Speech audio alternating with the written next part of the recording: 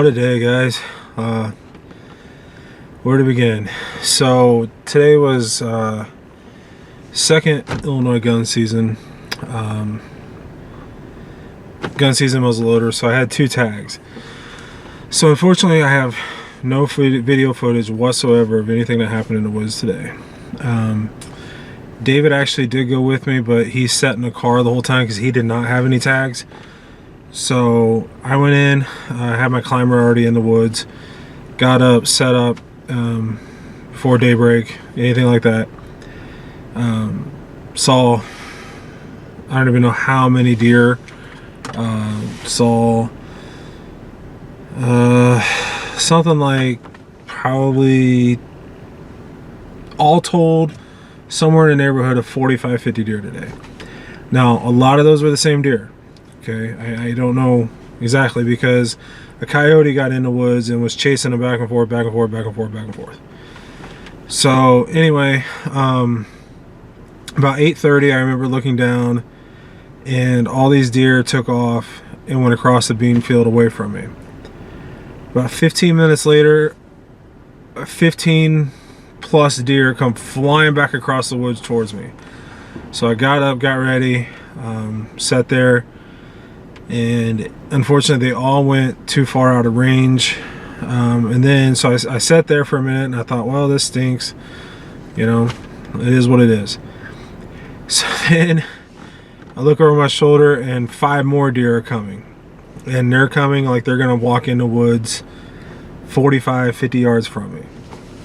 And so I was like, all right, it's time, you know, it's a doe. I got 2 tags. I'm just gonna let my old TC Omega, I was gonna let the old boomstick fire and see what happened.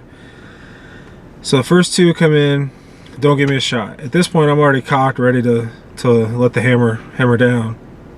But unfortunately, first 2 go behind some brush and stuff where I just can't shoot. Third one comes in, kind of does the same thing, but it stops, turns, and starts going back out. Fourth one comes in and it was a doe, mama doe, and she walked over and stopped broadside right about 55 yards.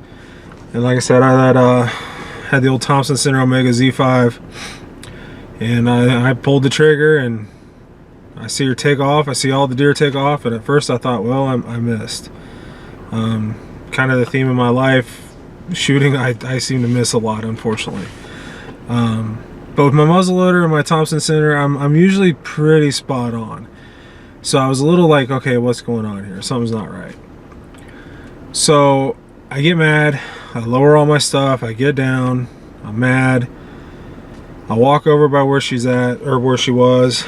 I don't see any blood or anything, but I find hair. And I'm like, well, if there's hair, there's a pretty good chance that I probably hit her.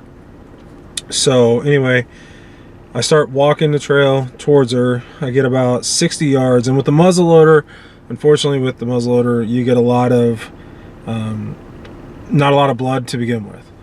So I go on, find blood. So I back out. I text David. I said, hey, I got blood. Shot a doe. You know, if you want to pull on up and come out, we'll see if we can't find her. So fast forward about a half hour, we're walking through the woods. We have blood everywhere. Not seeing her anywhere, but we just keep finding blood. You know, we keep moving forward, finding blood. And the wind was out of the north, and we're heading north, so it was perfect condition for us to be tracking this deer. So we get down right around the bottoms, and a whole bunch of deer just blow out. They just blow at us, take off, and we're like, well, this stinks, you know. And then I just happened to see, before all that happened, there was this giant buck. Couldn't tell what he was, couldn't tell who he was. So anyway, moved down just a little bit further. Saw a little shorty. He's a little buck that has like a broken right side. Almost all of his right side is completely broke off, so he's got little itty bitty nubs, so we call him Shorty. He stuck around forever, so he finally did leave, and I went down the hill, came back up, and I was on the next ridge, and I walked up towards the edge of the ridge, and I looked down at the bottoms, and lo and behold, this deer looked like it had, main beams this big around.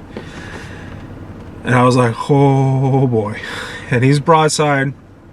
I had to get to a tree about 5-10 feet from me at most. I was stepped cross-legged, so I had to uncross my legs and get to the tree somehow. Unfortunately, there's a train going in the backyard. Sorry. So anyway, excuse me, I get to the tree. I'm leaning against the tree. I go ahead and cock the gun. I'm on him, watching him.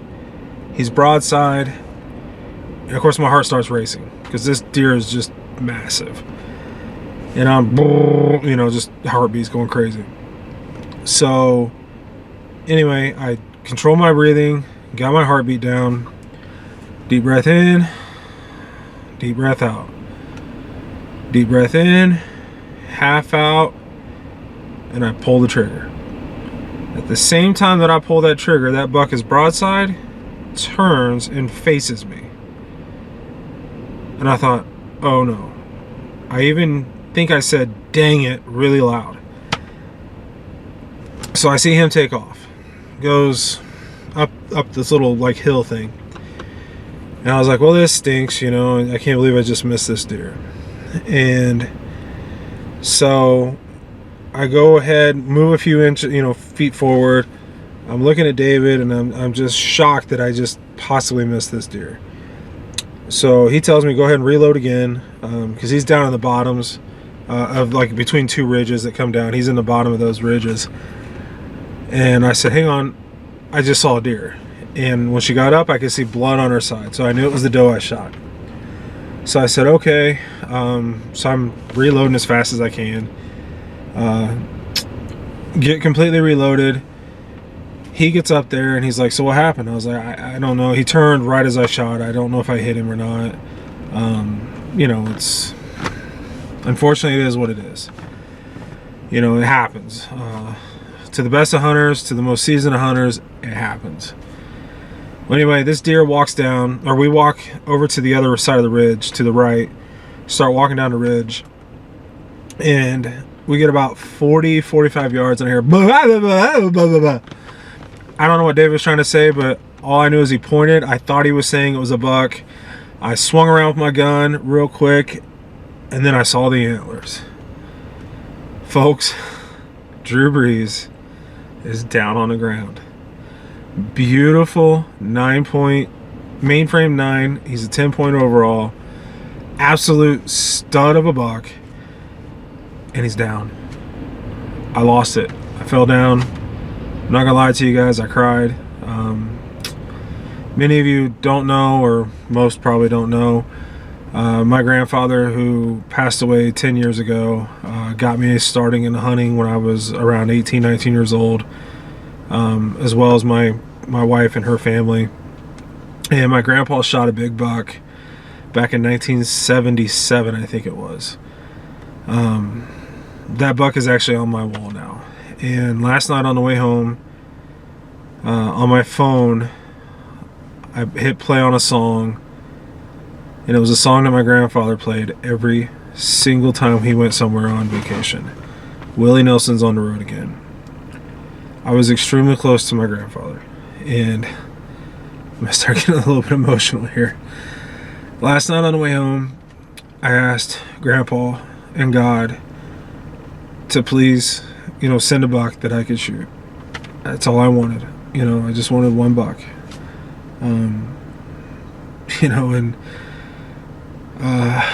Not that I fully believe that my grandfather could do any of this, because he's deceased, and unfortunately he's obviously he's ascended into heaven.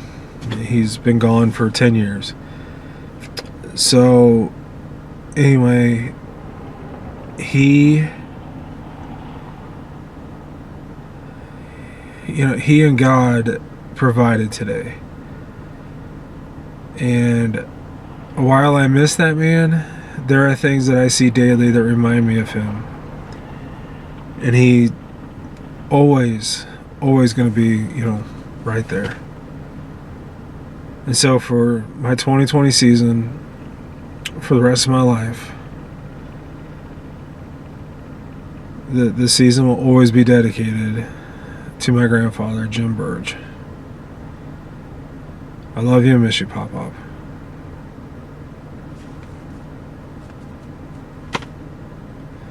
On the road again. I just can't wait to get on the road again.